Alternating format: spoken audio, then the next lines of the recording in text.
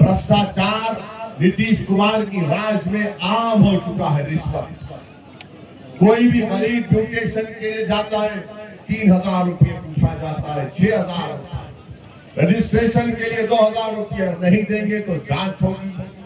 आवास योजना के लिए पैसे, पेंशन के लिए पैसे।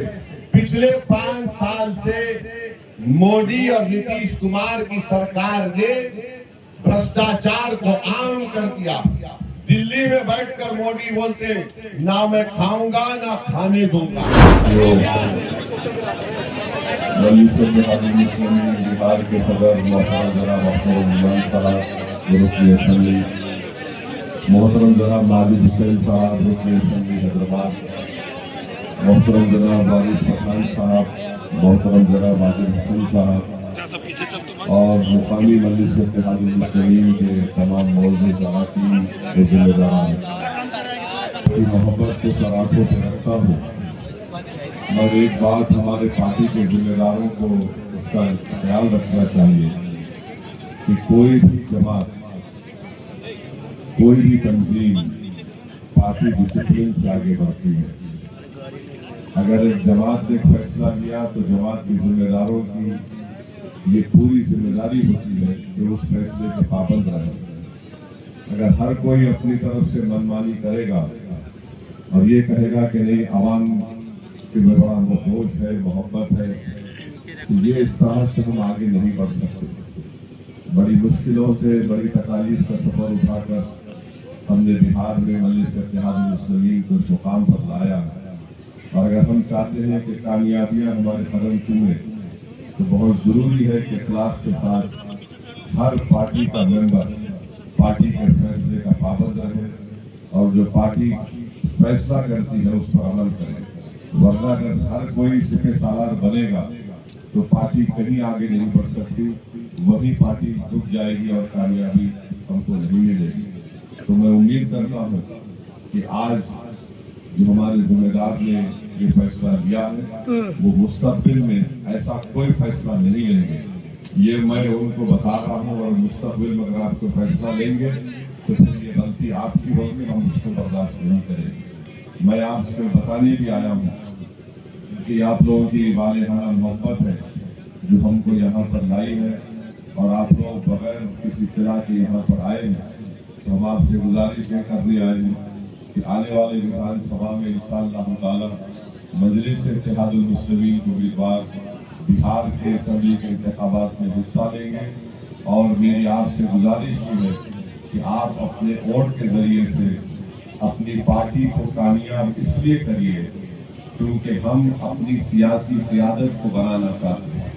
देखिए, भारत के संविधान में दफा 14 में जो समानता की और बराबरी की बात करता है, आपको फैसला करना है कि अगर हम बराबरी चाहते हैं तो हमको अपने वोट से अपने नेता को विधायक बनाकर बिहार की विधानसभा में बुलाना पड़ेगा। और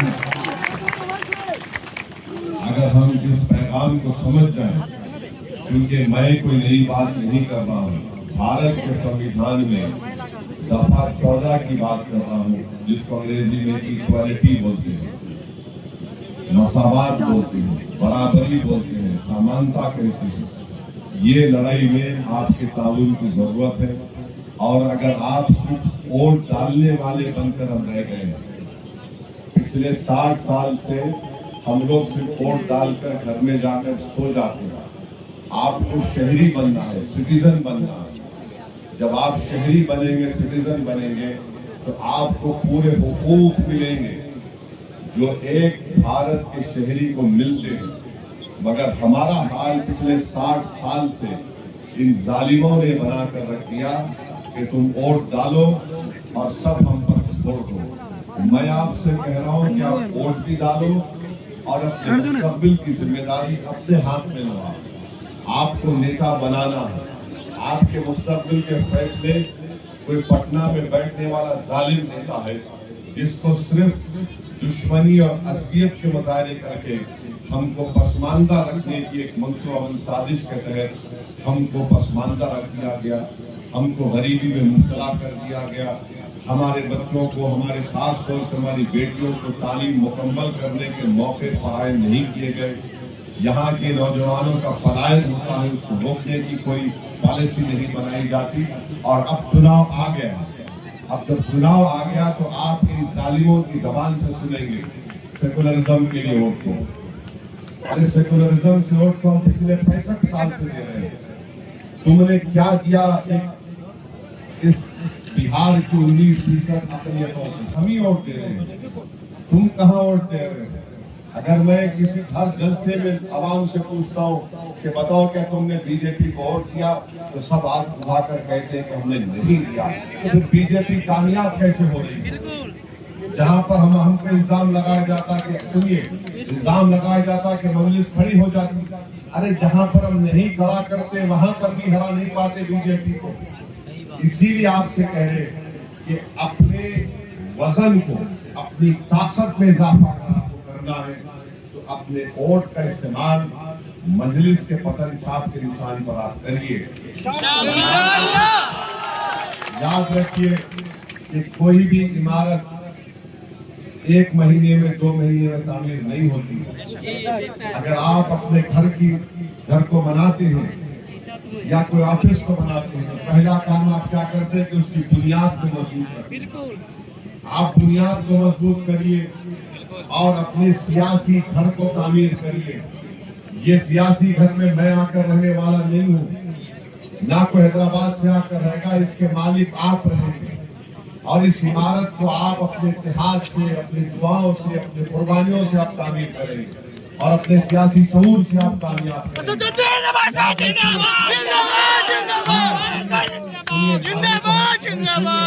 میں چاہوں گا کہ آپ جب یہاں سے جائیں تو ایک پیغام لے کر جائیں، ایک فکر لے کر جائیں۔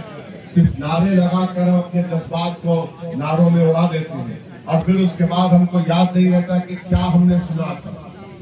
آپ یہاں پر آئے، ہم یہاں پر بلائے گئے، یہ آپ کو ہم پیغام دے رہے ہیں کہ انصاف کی لڑائی میں آپ کو ساتھ دینا ہے، برابری کی لڑائی میں آپ کو ساتھ دینا ہے، اور ہم جو لوگ ہمارے ووٹ کو حاصل کر کے ہمارا ایکسپلائٹیشن کرتے ہیں، استحصال کرتے ہیں، اس کو ہم کو روکنا پڑے گا۔ میں آپ کو بتا رہا ہوں کہ کل ہم کہاں گئے تھے؟ جانے گئے تھے، وہاں پر ایک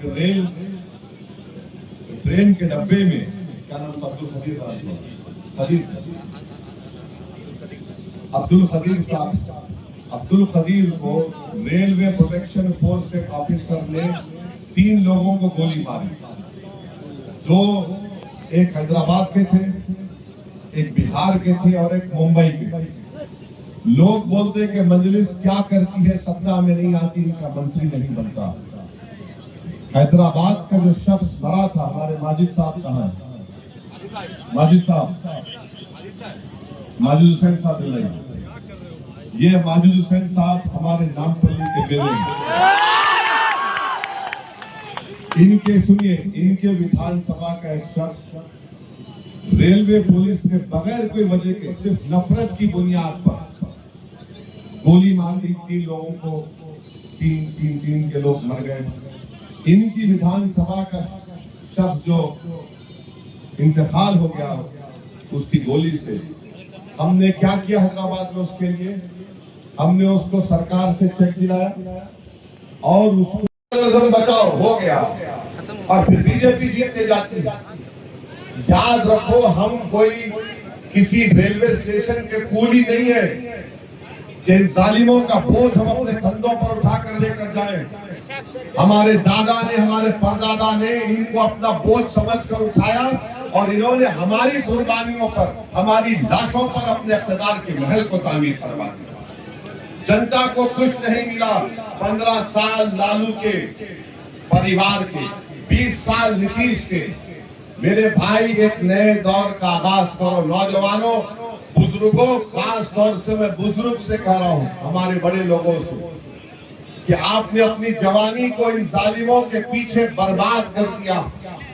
کم سے کم اس ویدھان سبھا کے چناؤ میں ان بچوں کو دیکھو، آپ ان کا مستقبل ہے۔ بہار میں قریب 60% آبادی، 60% आबादी 25 साल से कम उम्र नौजवानों पर मुश्तमिल है। नौजवानों, ये लड़ाई जो आज मजलिस ओवैसी लड़ रहा है, ये तुम्हारी लड़ाई लड़ रहे हैं। मैं हैदराबाद से आकर मैं हैदराबादी को नहीं खड़ा कर रहा हूं।